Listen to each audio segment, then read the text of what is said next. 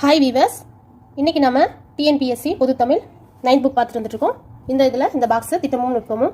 மதுரை நகருக்கு அருகே உள்ள கீழடி என்னும் இடத்தில் நடத்தப்பட்ட அகழ்வாய்வில் சுடுமண் பொருட்கள், உலோகப் பொருட்கள், முத்துக்கள், கிளிஞ்சல் பொருட்கள், மான் கொம்புகள், சோழிகள், கிண்ணங்கள், துளையிடப்பட்ட பாத்திரங்கள், ரத்தினக்கல் வகைகள், பழுப்பு, கருப்பு, சிவப்பு, கருப்பு பானைகள், சதுரங்க காய்கள், தானியங்களை சேகரிக்கும் கலன்கள், செம்பு, சங்கு வளையல்கள், எலும்பினால் ஆன கூர் முனைகள், தமிழ் எழுத்துக்கள் பொறிக்கப்பட்ட பானை ஓடுகள், கற்கருவிகள், நீர் சேகரிக்கும் பெரிய மட்கலன்கள், சிறிய குடுவைகள், உரைக்கிணறுகள், சுடுமண் கூரை ஓடுகள் போன்ற பல்வேறு தொல்லியல் பொருட்கள் கிடைத்துள்ளன.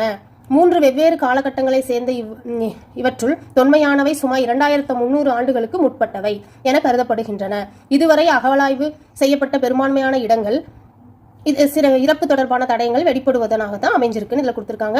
ஆனால் கீழடியில் கண்டறியப்பட்ட முழுமையான வாழ்விட பகுதியும் செங்கல் கட்டுமானங்களும் இதர பொருட்களும் தமிழரின் உயரிய நாகரிகத்தை